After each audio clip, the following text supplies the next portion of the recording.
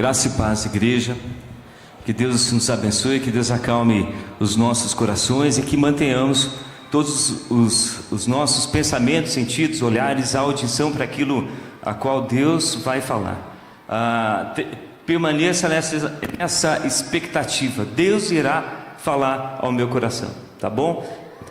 O tema de hoje é: Deus criou, sustenta e conduz a sua história. Deus criou, sustenta e conduz a sua história. Eu peço para que abramos a nossa Bíblia em Atos 17.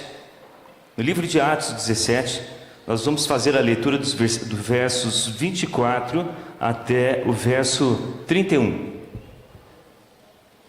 Verso 24 até o verso 31, assentados mesmo, com toda a reverência.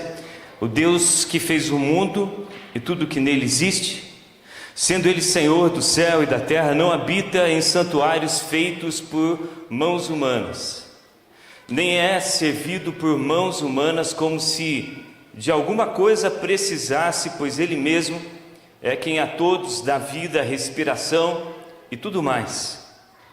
De um só fez toda a raça humana para habitar sobre toda a face da terra, havendo fixado os tempos previamente estabelecidos e os limites da sua habitação, para buscarem a Deus, se porventura, tateando, o possam achar, bem que não está longe de cada um de nós, pois nele vivemos e nos movemos e existimos, como alguns dos vossos poetas têm dito, porque dele também somos geração. Sendo, pois, geração de Deus, não devemos pensar que a divindade é semelhante ao ouro, à prata ou à pedra, trabalhados pela arte e imaginação de homem. Versos 30, ora não levou Deus em conta os tempos da ignorância, agora porém notifica aos homens que todos em toda parte se arrependam, porquanto estabeleceu um dia em que há de julgar o mundo com justiça por meio de um varão que destinou e acreditou diante de todos, ressuscitando-o dentre os mortos. Amém. Feche os seus olhos mais uma vez. Senhor, fale aos nossos corações, ó Espírito Santo, o Senhor que inspirou essa palavra poderosa que veio direto da eternidade, vem abrir os nossos olhos espirituais e que possa, Senhor Deus, produzir frutos em nossa vida, transformar corações, que possamos ser confrontados, Senhor Deus, que as escamas dos nossos olhos caiam, ó Pai, e que os nossos ouvidos espirituais se abram para ouvir a Tua doce e poderosa voz, em nome de Jesus. Amém. Meus irmãos, só para a gente contextualizar no nosso tempo, essa semana fui do Correio, na fila do Correio, um militar oficial estava atrás de mim e puxa uma conversa do nada, falando a respeito da tristeza dele em relação ao aparente desgoverno, né, da nossa nação, e ele disse assim: estou contando os dias para eu me aposentar e sair do Brasil. Na sua fala revelava não só uma frustração política, mas percebia-se claramente um cansaço existencial. Eu tenho conversado com várias pessoas de tudo que é idade, né, de faixa etária. Percebe-se claramente um desencanto generalizado em relação com a vida, com as instituições, com a humanidade. Esse sentimento de insegurança, com o estado fragilizado, a percepção crescente de injustiça faz cada vez mais agravar sentimentos de ansiedade, de depressão, de pânico. O sentimento que tem de um desgoverno geral pairando sobre a sociedade, né? sobre o mundo. Indo mais atrás, na década de 80, Carl Sagan, um célebre cientista, tinha um programa de televisão aos domingos, aqui no Brasil, né, se passava aí em boa parte do mundo. Ele era ateu, um famoso ateu também. Ele dizia, uma das suas frases, ele dizia assim: somos apenas reações físico-químicas a navegar esse universo sobre uma imensa pedra, e nenhuma ajuda de fora está chegando, estamos sozinhos. Isso cada vez mais aprofunda esse sentimento de abandono e desespero de todos. Esse discurso de Paulo, ele vem nesse contraste, né? Ele oferece a mais poderosa resposta bíblica às grandes perguntas da humanidade, tipo: tudo que existe foi criado por quem? Nós fomos criados, seres humanos, por acaso? Quem é que está controlando todas as coisas? Quem controla o universo? Quem controla as nações? Estamos de fato sozinhos? Existe um propósito existencial para cada um de nós? E esse discurso de Paulo, tido por alguns comentaristas como o melhor discurso apologeta de toda a Escritura, estava num contexto. Paulo foi para Atenas, estava esperando Silas e Timóteo, e ele, percebendo a quantidade de ídolos que tinha em Atenas, ele começa a fazer discurso em praça, nas sinagogas, começa a ter debates com epicureus, com estoicos, e ele foi levado, Paulo foi levado para o Areópago, onde séculos atrás havia ali passado diversas, mentes poderosas, tipo ali Sócrates, Platão, Aristóteles, Epicuro, Zenão. Estava ali no mesmo palco Paulo defendendo a fé cristã. Atos 17 então nos apresenta essa pregação apologética e vai responder questões intrigantes da nossa, feitas pela própria humanidade, a qual ela própria não consegue resolver, e vai trazer luz aos nossos corações, reacendendo a chama desse desencanto que a humanidade passa, esse pensamento, desse desgoverno geral. Nós veremos que não é bem assim, que existe sim um Deus soberano que está por trás da cortina, no palco da história, regendo, com o script já pronto, tudo determinado e controlando cada situação da nossa existência e da humanidade. A primeira questão que eu quero apresentar, que Paulo vai responder, é: tudo que existe foi criado por quem? E Paulo, sem nenhum tipo de vergonha, sem nenhum tipo de constrangimento, ele, no verso 24, ele diz assim: o Deus que fez o mundo e tudo que nele existe, sendo ele o Senhor do céu e da terra, o Deus que fez o mundo e tudo que nele existe. Ele já começa respondendo: tudo que existe não foi fruto do acaso, foi Deus que fez. E essa mente soberana criou todas as coisas, estabeleceu as estrelas no céu, os planetas, os sóis, e colocou regra de funcionamento. Isaac Newton, que foi um crente também, um grande cientista britânico, ele disse que vejo a perfeição de Deus nos movimentos celestes. Então Paulo já começa a apresentar, falando: não estamos sozinhos, existe sim um ser soberano, poderoso, que criou todas as coisas, estabeleceu as regras, e tudo está funcionando. E Paulo continua ainda a falar a respeito desse Deus, dando mais detalhes. E imagina a plateia, os filósofos, o Areópago era um lugar de tribunal, onde se discutia a respeito de coisas da religião, da filosofia, da justiça, e Paulo estava apresentando o Deus do universo, o Deus Criador, o único Deus. E então, diante disso, isso traz algumas implicações dessa primeira verdade que Paulo diz: nós podemos sim elevar os nossos olhos para o céu e saber, não estamos sozinhos nesse universo. Deus criou e Deus está controlando, regendo todas as coisas. E ele continua dando mais características. No próprio verso 24 ele diz: sendo ele Senhor do céu e da terra, do Kyrios, Senhor, tradução, é o soberano.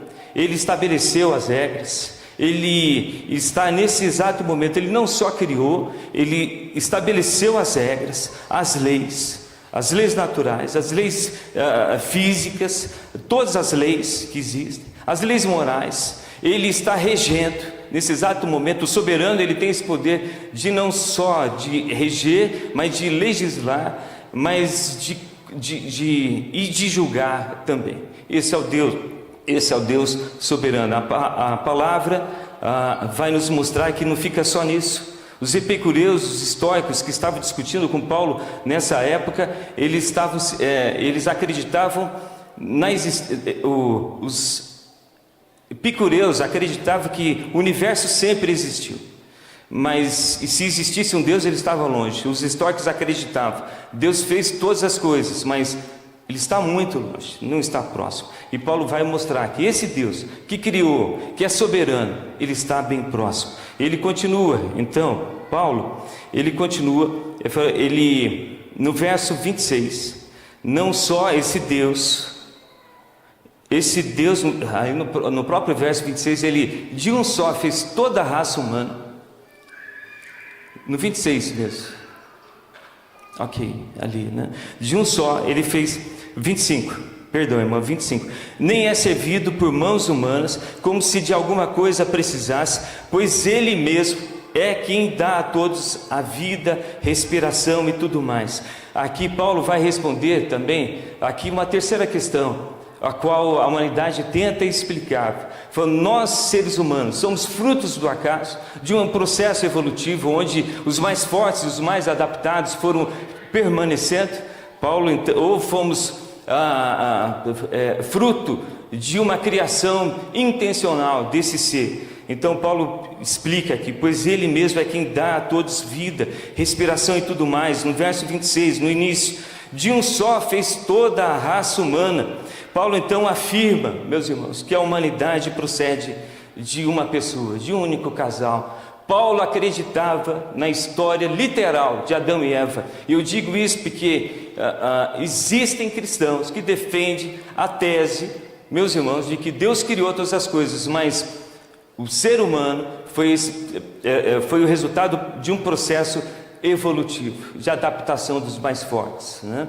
De permanência dos mais fortes, daqueles que conseguiram se adaptar. Mas Paulo acreditava na história literal de Adão e Eva. Então nós somos de uma raça única, em continuidade orgânica e histórica. Nós temos sim origem desse Deus criador. Então esse Deus criou, fez as regras, legisla, criou o ser humano, e Paulo continua ainda dando as características desse soberano Senhor. Aqui nesse próprio verso, no verso 25, ele diz, pois ele mesmo é quem dá a todos a vida, a respiração. A ciência não consegue explicar de onde vem a alma. A palavra de Deus já nos fala em Gênesis 3, Deus fez o homem e soprou fôlego da vida. Então cada alma, meus irmãos, cada alma vem direto de Deus. Deus é a fonte de toda a vida, é Ele que dá o fôlego, inclusive do ateu, de cada um de nós. A vida é um milagre, meus irmãos, em todas as circunstâncias. Isso não poderia ter acontecido por obra do acaso. O sistema imunológico, o sistema respiratório, os bilhões de neurônios, né? Nada disso poderia ter sido obra do acaso. No verso 26, Paulo continua explicando quem é esse Deus soberano, meus irmãos. No verso 26, de um só ele fez então toda a raça humana para habitar sobre toda a face da terra, havendo fixado os tempos previamente estabelecidos e os limites da sua habitação. Meus irmãos, Deus fixou os tempos e os limites da nossa habitação, de todas as nações que existiram, que existem e que vão existir. Deus lá na eternidade estabeleceu onde elas ficariam, e em que tempo essas nações passariam, existiriam. Não só as nações, mas individualmente cada um de nós. Deus previamente estabeleceu onde nós nasceríamos, quanto tempo nós existiríamos, quantos dias de vida nós teríamos. Salmo 139 nos fala a respeito disso. Então Deus determinou não só o quando, mas o onde de cada pessoa, de cada ser humano. Deus determinou a família onde você nasceu. Deus escolheu assim, foi o Rogério, pastor Rogério, vai nascer lá em Piauí, em Teresina. E no ano de 2024, 24 você chegou aqui, pastor? 2025. Em 2025 ele vai ir lá para Brasília e vai ser uma bênção na nossa igreja. Cada um de nós, Deus determinou aonde nós nasceríamos, aonde nós mudaríamos. Então, aqueles que reclamam da sua família, falam: dê glória a Deus, foi Deus que escolheu, meus irmãos, você nascer. Aonde você nasceu, Deus escolheu os teus pais. Deus escolheu os seus filhos para que você mostrasse para eles o como é ser adorador. Deus escolheu até o vizinho que está ali na tua casa. Todos esses movimentos passam a ter sentido espiritual, meus irmãos. Até os teus vizinhos, Deus te colocou ali do teu lado com um propósito, e a gente vai ver esse propósito aqui mais para frente.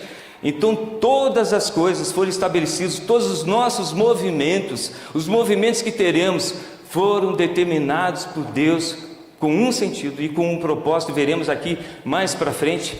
Mas, meus irmãos, no teu trabalho, tudo, Deus determinou todas as coisas. Olha no verso 28, pois nele vivemos e nos movemos e existimos. Para não ter dúvida, meus irmãos, para não ter dúvida, nós nos movemos em Deus. Pode voltar ali no verso 27. Então, nada, meus irmãos, nada na vida é neutro, cada circunstância é um campo espiritual. Lembra da história de José?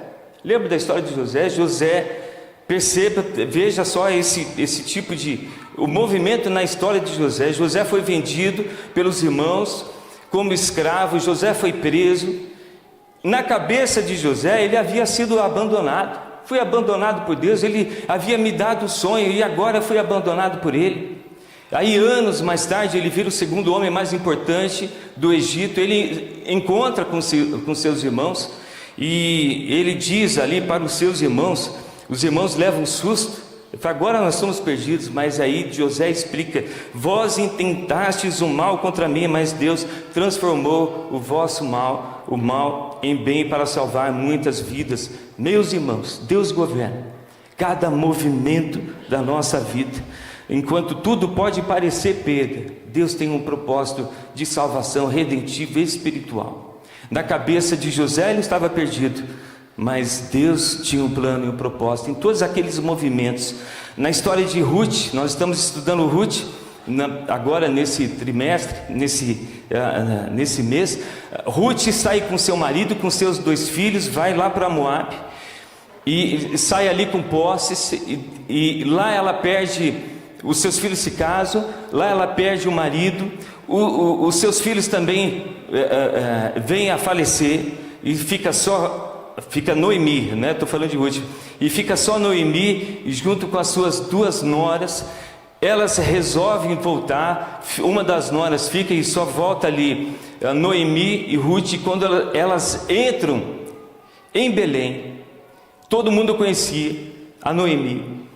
Elas entram em Belém de cabeça baixa, e o povo entra. No capítulo 1 do livro de Ruth fala a respeito disso. A cidade inteira entra em alvoroço. Essa não é a Noemi que saiu daqui com seus filhos, que saiu daqui com seu marido, com posses, e volta sem nada? Então, na cabeça ali de Noemi, ela havia que Noemi, ela declara isso de forma clara: foi abandonada por Deus. Deus pesou a mão sobre a minha vida. Toda a população da cidade olhava ali para a vida daquelas 2 viúvas. Deus abandonou essas meninas. Mas do ponto de vista de Deus, perceba o movimento histórico. Deus estava preparando essas 2 para virem a fazer parte da ascendência genealógica do rei Davi, do maior rei de Israel, e logo depois do rei Senhor Jesus Cristo. Na cabeça do povo, Deus abandonou essas 2, mas Deus estava preparando o futuro glorioso para essas 2 serem a ascendente biológica ali do rei Davi, e a ascendência ali genealógica do Senhor Jesus Cristo. Meus irmãos, então cada um desses movimentos que acontecem na nossa vida, Deus tem sempre um propósito especial. Perceba qual é esse propósito, meus irmãos. Deus então determinou os lugares, Deus determinou quando você existiria e viveria, com um propósito específico, espiritual e moral. Olha no verso 27. Para buscarem a Deus, se porventura tateando possam encontrar, bem que não está longe de cada um de nós. Então Deus determina todos os movimentos da sua vida para que nós possamos encontrar a Deus. Deus determina todos os movimentos da nossa vida, todas as situações da nossa existência, mudança de cidade, mudança de emprego, o chefe que está do nosso lado, os vizinhos, os amigos, os colegas, as pessoas que passam ao nosso lado, com esse propósito de Deus ser revelado e ser reconhecido através da vida dos seus filhos. Nós somos esses que carregam Deus, meus irmãos. Aquele oficial militar que eu encontrei na fila do correio, que puxou conversa, não aconteceu por acaso. Foi Deus que colocou ele lá, para ele abrir o coração dele, para eu falar a respeito de Deus. Então, meus irmãos, comece a observar tudo o que acontece na sua vida.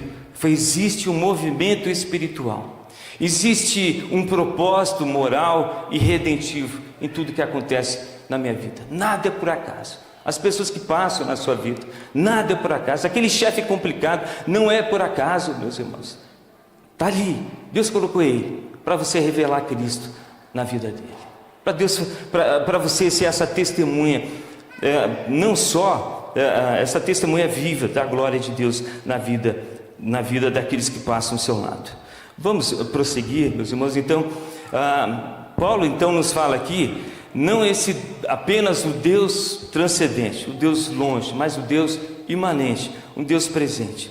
Paulo proclama que Deus vai utilizar, que Deus utiliza de toda a sua soberania e seu poder para estar presente em todos os momentos e mais próximo de nós. É um Deus, no verso 27, é um Deus bem que não está longe, mas está perto de cada um de nós. No verso 28, pode colocar no verso 28, pois nele vivemos e nos movemos e existimos. É um Deus próximo.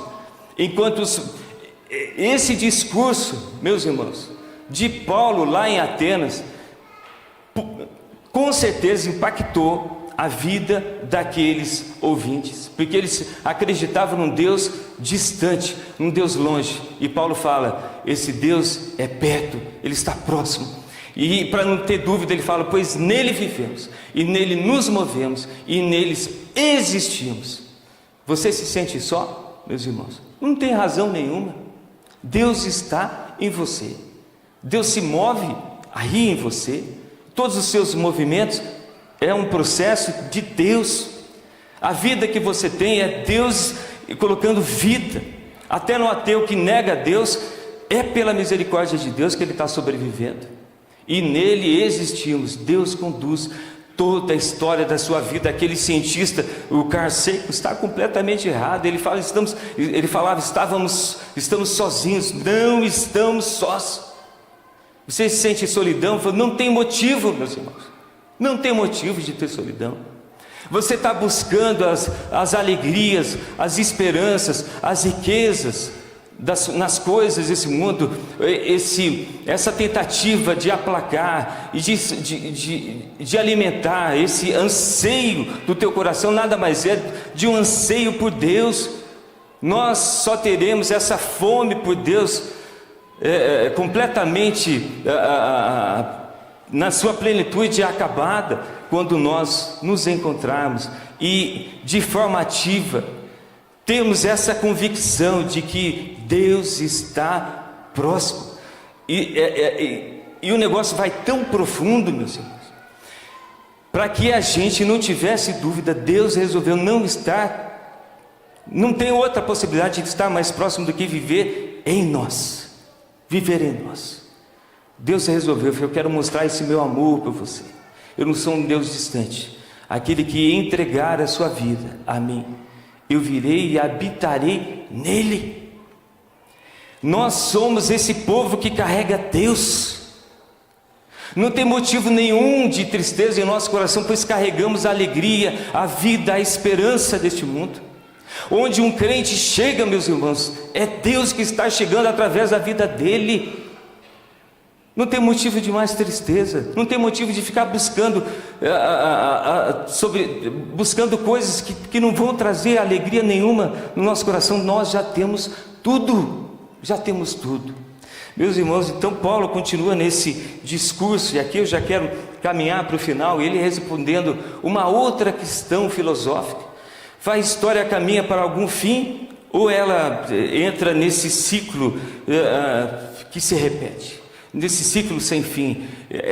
Os historiadores, a filosofia da história vai perguntar isso: o mundo é em ciclos ou tem um fim? E aí Paulo vai responder essa questão. No verso 31, já caminhando para o final, ele estabeleceu um dia em que há de julgar o mundo. Ele estabeleceu um dia. Então, meus irmãos, nós temos a história. O que Paulo mostra é que a história tem um fim, é teleológica, ela tem um objetivo. Nós temos, então, Paulo mostrou, nós temos um início e nós temos um fim. E nesse fim que já está estabelecido, cada um de nós deverá prestar contas diante do Senhor. Diante do Senhor. Então, toda injustiça, esse sentimento que aquele militar tinha, de desgoverno, esse sentimento que de vez em quando vem sobre nós, um sentimento de injustiça. Meus irmãos, a injustiça pode até ser adiada, mas ela será julgada. Toda injustiça será julgada, toda injustiça, toda maldade será julgada. Nós, meus irmãos, podemos então olhar para o céu. Mais do que isso, podemos olhar para dentro de nós, porque esse Deus pessoal está em nós, e dizer: Senhor, nós não estamos sozinhos, o Senhor está conosco, o Senhor está com cada um de nós.